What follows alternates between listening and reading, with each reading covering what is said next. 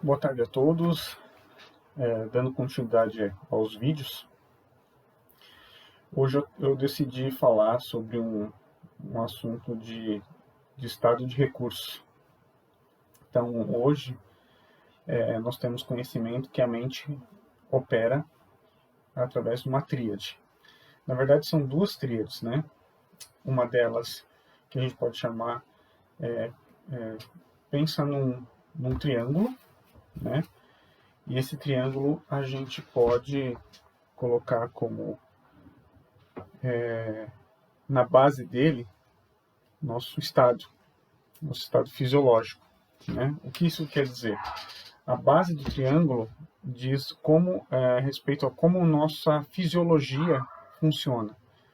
Se eu estou em estado de altos recursos ou em estado de baixos recursos. É lógico, ninguém hoje em dia vai ficar 100% do dia feliz, né? A gente sabe que a gente funciona em estados oscilatórios de altos e baixos recursos, mas que no decorrer do dia, a gente possa ficar mais em saldo positivo do que negativo, né? Então, dependendo desse estado de fisiologia, eu vou poder fazer ou escolhas ruins ou melhores escolhas dentro do dia e nas condições e os imprevistos e as ocasiões que me exijam que eu tenha uma tomada de decisão. É claro que se eu tiver em estado de recursos empoderadores, por exemplo, eu vou estar mais energeticamente falando, com mais energia, e automaticamente eu vou poder fazer melhores escolhas, né, para a minha vida. Na outra base dessa tríade, desse triângulo, a gente vai ter a questão da história, né? Qual que é a história que a mente anda contando para a gente?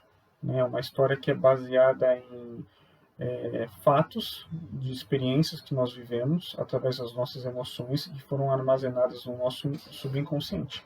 É claro, essas memórias, elas vêm carregadas de emoção e são muitas vezes omitidas, distorcidas e generalizadas de informações que, quando elas trazem para o meu momento presente, acaba tentando fazer com que essas percepções subjetivas, que é um produto da mente, ela tenha uma congruência com aquele momento presente que eu me encontro. E aí que está a grande dificuldade. Como ela vem carregada de distorções, ela não condiz muitas vezes com aquele momento presente que eu estou passando, que eu preciso ser mais assertivo para resolver alguma determinada questão. E aí a gente coloca nesse lado do triângulo a questão de foco e crenças, né? O que quer dizer isso? Essas histórias muitas vezes são de experiências antigas, desde a minha infância, ou do momento que eu estava na barriga da minha mãe, eu já começava a ter algumas sensações, e aí com o decorrer da vida eu vou adquirindo essas crenças como se fosse uma verdade absoluta para mim. E é isso que nos fazem a gente, até com o mecanismo de sobrevivência, poder estar onde a gente está hoje. Algumas delas carregadas de medo, algumas para nos trazer como um mecanismo de sobrevivência, literalmente. Né? Frente a um movimento de perigo, então, de acordo com cada significado que eu atribuo, essa experiência vai sendo incorporada para que eu tenha uma resolução desses problemas. E aí o foco é na questão daquilo que, quando eu foco, tudo aquilo que eu foco, ele expande. Isso tanto para o bem como para o mal. Por exemplo, se eu focar no sentimento de dor, a mente ela vai reforçar esse estado e eu vou viver no estado de sofrimento. Quando eu estou em estados de altos recursos, automaticamente eu focando nesse estado, eu vou conseguir ser mais produtivo, vou conseguir fazer as minhas atividades e vou acabar despendendo menos energia, né? E isso é um mecanismo da mente, justamente para nos deixar confortáveis e seguros. Quanto mais eu sair dessa zona de conforto, mais eu vou estar resiliente, mais eu vou estar preparado para enfrentar esses mecanismos ou imprevistos que a vida nos impõe, que a gente tem que decidir todo dia, né? No outro lado do triângulo, a gente vai ter a parte de estratégia, né? Mediante a ter esse conhecimento, eu consigo, com a ajuda de um terapeuta, um psicoterapeuta, traçar melhor estratégias para que eu conduzo o meu dia em estados de recurso. Né? Muitas vezes, comportamentalmente falando, eu penso numa coisa, mas estou agindo de acordo com esses pensamentos. Se eu tiver esses pensamentos que sejam negativos, pensamentos estejam no estado de ansiedade, quando eu foco nisso, automaticamente a mente reforça essa condição. E ela é muito boa para fazer isso, justamente para que eu possa cada vez mais automatizar esses processos e não ter a consciência deles. Então, automatizando, eu gasto menos energia, mas em contrapartida, eu acabo focando nesse estado que é mais proeminente. Por exemplo, se eu estiver sofrendo, é claro que a mente vai focar em amplificar esse estado de recurso. Então, quanto mais eu tiver a percepção que eu posso alterar através do meu ambiente comportamentos que me levem para um estado de recurso, automaticamente todo o cenário, toda a percepção de vida, ela acaba focando no presente e acaba condizendo com aquele momento que eu tenho.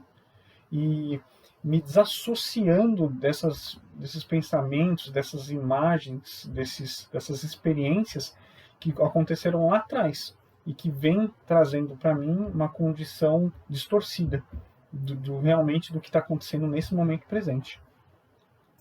E a outra importância é a questão da linguagem e significado. Qual é o significado que eu atribuo a essa linguagem? Nas comunicações, nas relações, a gente usa... Será que eu estou sendo bem compreendido? Será que eu estou expondo de uma maneira correta aquilo que realmente eu estou querendo expor para outra pessoa? E aí, da maneira que eu falo, a outra pessoa ela pode ter várias interpretações, porque justamente essa outra pessoa teve infinitas experiências. E nessas experiências também elas vêm omitida, distorcida, generalizada, e muitas vezes não condiz com aquilo que ela está vivendo naquele momento. Então, essa tríade faz com que seja como se fosse um círculo, que pode ser vicioso tanto para o bem ou quanto para o mal. Então, todas essas questões elas estão na verdade interrelacionadas, né? Eu posso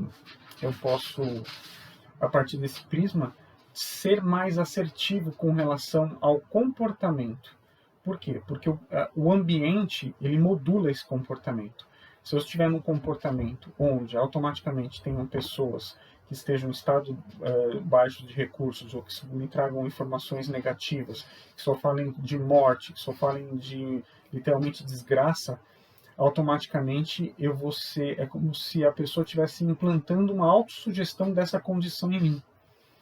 E mesmo que eu não esteja nessa condição, eu acabo ficando em estados de baixos recursos. Então, muito importante ter o cuidado no que consumir, do que olhar na internet, porque indiretamente esses estímulos, que é o que está acontecendo muitas vezes, acabam nos deixando em estados de baixos recursos. Então, cada vez mais ter a preocupação de, primeiro, saber o que eu estou consumindo. O excesso de informações estão nos tornando as pessoas depressivas e em estados agravados de ansiedade. Segundo, de que forma que eu interpreto o que o outro está querendo dizer para mim também atua na minha maneira de ver o mundo através da minha lente, dos meus olhos, do sentir, do ouvir, do sistema olfativo. Então isso também acaba interferindo. E o principal, que é a base de tudo, que é como eu me encontro fisiologicamente. Se eu ando... a postura por si só, ela faz alterar esses estados de recurso. Se eu ficar assim, cabisbaixo, automaticamente o corpo fisiologicamente começa a entrar em estado de baixo recurso. Se eu estufo o peito, se eu ando, se eu caminho, se eu saio desse cenário de estado de baixos recursos, o corpo acompanha essa fisiologia e a mente automaticamente começa a fazer quebra de ATP-CP, produzir energia para que eu entre em um estado novamente de novos recursos. Então, é muito importante ter esse cuidado. tá? E caso vocês precisem de ajuda, acredito que isso era algo que vocês não tinham conhecimento, então é bom a gente falar que toda a mudança de estado de recurso ela acontece através do corpo. A mente ela vai só tentar racionalizar e muitas vezes ela não consegue porque a maioria dos nossos processos são automatizados pela nossa mente. Então, cabe a nós ter esse discernimento que nós não somos a nossa mente.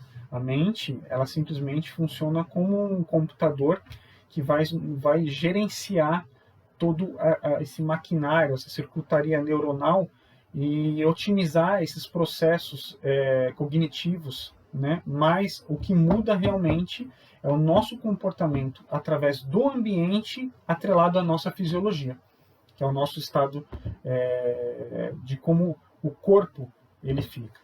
Né? Se eu quero produzir mais energia, automaticamente eu levanto, pulo, começo a correr, ou começo a movimentar. Esse estado fisiológico ele já começa a ser alterado, né? Com mais energia. Eu saio desse estado de baixos recursos e entro no estado de recursos. Então, novamente, primeiro, o ambiente modula o comportamento. Segundo, a fisiologia é a base para que a gente possa fazer qualquer mudança em nossos estados de recurso. Tá ok?